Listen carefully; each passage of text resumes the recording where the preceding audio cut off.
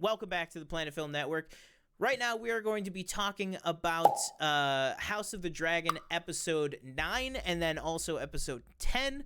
Now, TJ, just for the sake of putting it up as its own video, let's do a quick 5 minutes on episode 9. And then we'll just open it to a discussion about 9 and 10.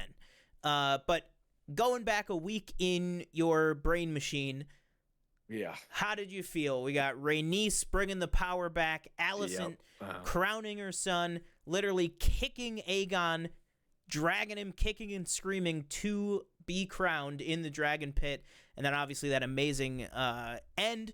But also some great moments with Alicent and Rhaenys during the episode. Kristen Cole being an absolute piece of shit. A lot of great stuff to love and hate. So how did you feel about episode 9 as a whole? That was another fantastic episode. I thought that the big thing, remember how we were like, oh, the something always huge happens at the second last episode. I felt it was almost reversed in the season 1, where it's something really big happened in episode 8, for example, and episode 10, which I found very interesting.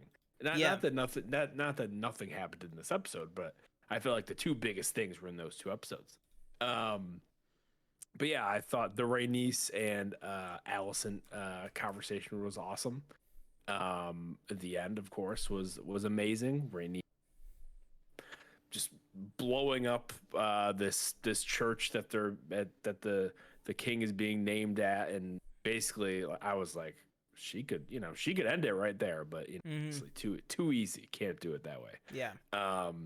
I won't kill these 10 people, but all the poor people that I just exploded out of the floor and crushed to death is okay.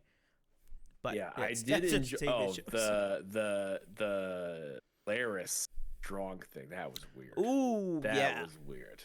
I was not like, a good what look. are we doing? Not a good look for either one. Yeah. And Aemond, the whole chase with Aemond trying to find Aegon throughout the city, and just some little things here and there that were kind of like, oh man, he's terrible. He sucks. Like, I think they kind of make a nod that he has like multiple children, possibly, just scattered around the city. Correct? Yeah, that you see that little kid too. That was brutal too. Yeah, I was like, that's crazy. Yeah. And I'm assuming in Game of Thrones time, like Game of Thrones from a few years ago, I'm assuming that's out. Maybe that's outlawed at that point, right?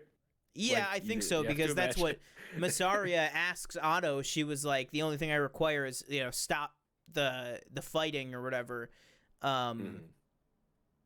So yeah, I'd hope by the time it's outlawed. Yeah, and one other thing that I just found interesting was I think Alicent has pushback towards Otto at one point. I don't remember exactly what it said, but I was like, "Thank you, Alicent, for it's kind of like a battle of wills."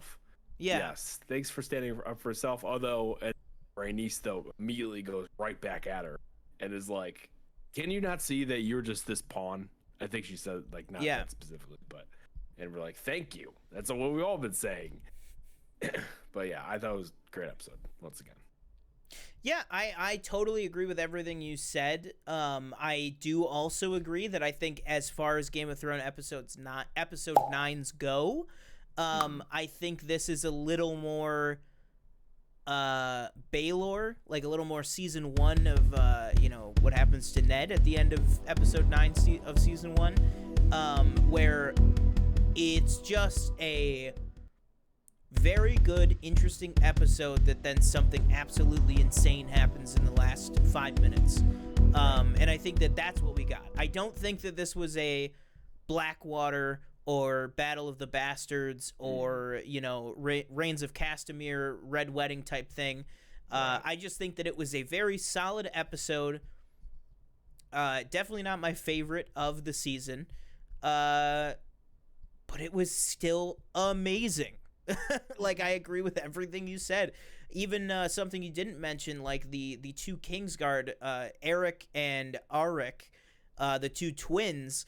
I liked they were the ones sent to go find Aegon, and I like that they had the kind of argument with each other, these like twin brothers, about one is like, trying to tell his brother, like, look at all this terrible stuff Aegon's doing, like he shouldn't be our king, all like this, that, and the other, really trying to get him to their side and everything. But then the other brother's just not having it. And then you see in episode 10 where the two brothers land with their allegiances. But I like that was set up in here. Even something that, not these huge characters, just these two Kingsguard that are going to, go one way or another. And I like that we got that focus in this episode that was so chaotic. But yeah, I think that it was a fantastic episode again. I think that Olivia Cook absolutely was just phenomenal. I hate that just by nature of this show, it means that her and Emma Darcy are going to have to go up against each other in the awards, which, sucks. But I think that either one of them deserve to win. I also think Rhys Ifans is a lock for supporting actor. And then I think also, of course, not really to have to do with episode 9, but I think, of course, Patty. I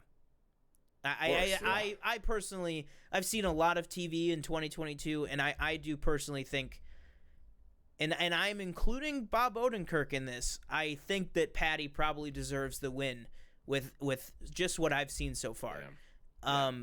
Because he just absolutely came in and crushed that role. I mean, he just became that role. He was Viserys.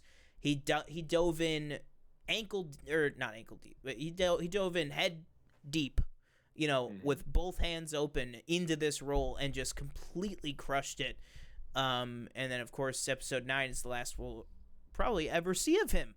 I was so sad in episode 10 when Matt Smith had the highest billing on the show for the first time, which I was like, oh God. But then it makes sense because it's going to be Matt Smith's, show going forward. Right. He's very much the biggest star going into it, so I understand that completely.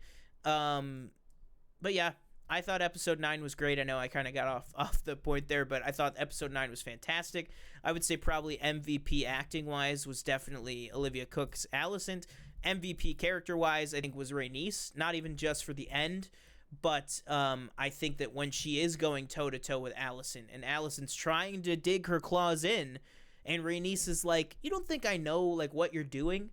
You're just a freaking, you're a pawn in this just as much as anyone else.